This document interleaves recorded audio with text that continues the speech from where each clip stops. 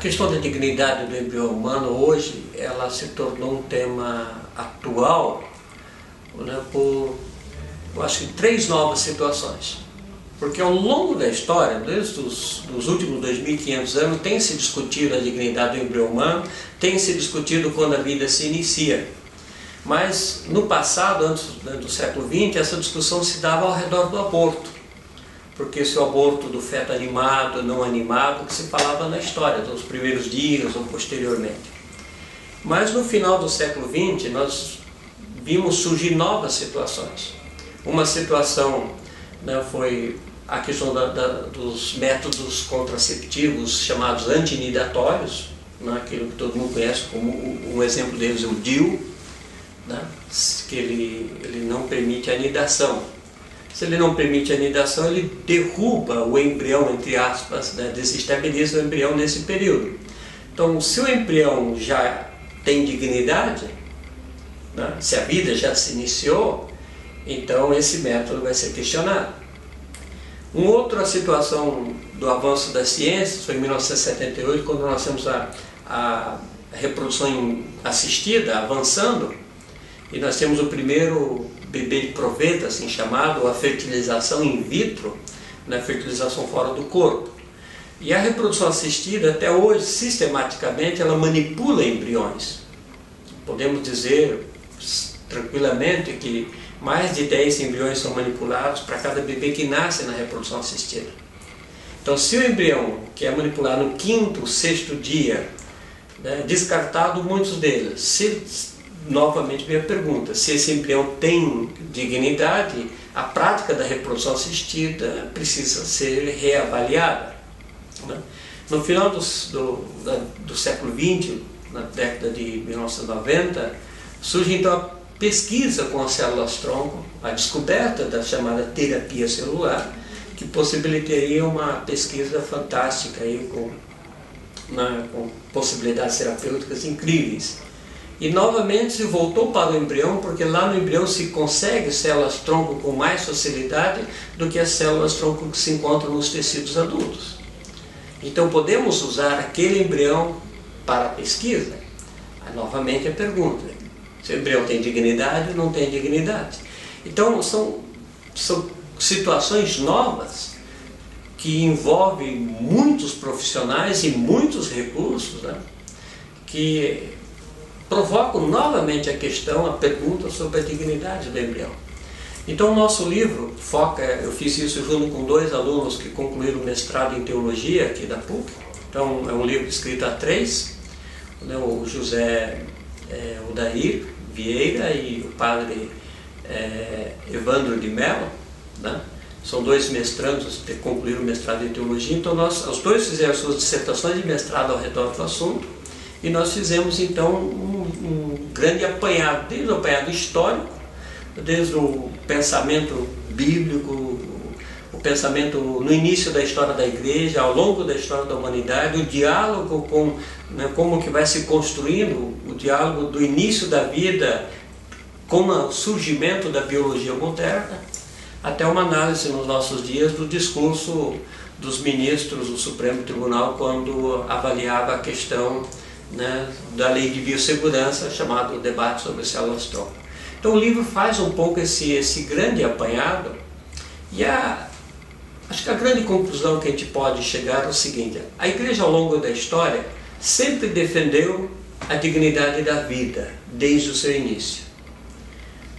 Por desconhecimento histórico, nós vamos ter muitos filósofos e teólogos, inclusive Tomás de Aquino, que bebe da embriologia de Aristóteles, que vai dizer que a vida se inicia aos 40 dias. Com o avanço da biologia moderna, a biologia moderna vai desvendar o processo da fertilização, da fecundação, e a biologia moderna vai dizer que a vida se inicia no processo após a fecundação, a gente está, né, diante de um novo ser, em qualquer espécie que seja. Então podemos dizer que a igreja, ela dialoga com a ciência, e quando a ciência convence a igreja de que a vida se inicia após a fecundação, a igreja mantém a posição de que a vida tem que ser definida desde o início. Então a igreja muda a sua opinião nesse sentido porque foi convencida pela ciência. É muito curioso esse processo, porque a igreja mudou, né? Não mudou no sentido de que defendia a vida, agora não, sempre defendeu a vida. Mas a ciência da época dizia que era 40 dias. Hoje, a ciência de hoje diz que é logo após a fecundação. Então, essa guinada foi dada no final do século XIX. A ciência convenceu a igreja e a igreja assumiu a posição da ciência. Então, hoje, a gente ouve alguns setores da ciência que quer dizer o contrário. Mas aí vai ter que convencer de novo a igreja de que não é assim. E não estão conseguindo. Não estão conseguindo, porque uma boa ciência vai dizer que um embrião no terceiro dia, ele já é um embrião que está vivo.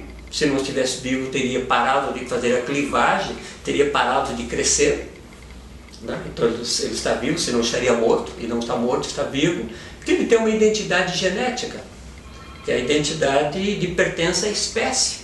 Você sabe muito bem que um embrião no terceiro dia, numa clínica de reprodução assistida, ele faz uma biópsia desse embrião e colocam, né, fazendo essa biópsia, eles vão ter um diagnóstico, se esse embrião tem um determinado traço genético, uma determinada síndrome ou coisa parecida. Então, por que eu faço uma biópsia no embrião no terceiro dia? É porque eu sei a identidade dele. Senão eu faria uma biópsia sobre um ser que eu não sei o que vai ser. Seria contraditório. Então, a própria ciência hoje sabe que o embrião tem identidade e está vivo. Então, se tem identidade e está vivo, a posição da igreja permanece. A vida precisa ser defendida desde o seu início. Então, essa é um pouco a grande conclusão, né, do texto. E há uma dificuldade na esfera jurídica desse processo, porque alguns termos são difíceis de serem analisados e abertos a muita polêmica. O conceito de pessoa é um conceito filosófico, mas não é um conceito biológico, né? Então, o conceito de personalidade jurídica, então o debate vai para a esfera do direito. Agora, do ponto de vista de dignidade do embrião, não defender, né, a sua dignidade logo após o início da vida, para nós hoje é muito claramente uma péssima ciência, né? Ou é um distanciar-se da tradição ocidental, que a tradição ocidental defende a dignidade de todos os membros da espécie humana com uma certa igualdade. O embrião é um membro da espécie humana, então ele está numa fase de desenvolvimento diferente da nossa.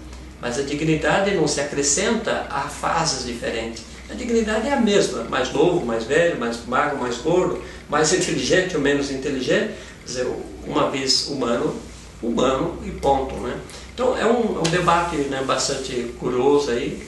O texto faz essa grande abordagem, discute essa questão que para nós hoje ainda é uma questão extremamente relevante para os nossos dias.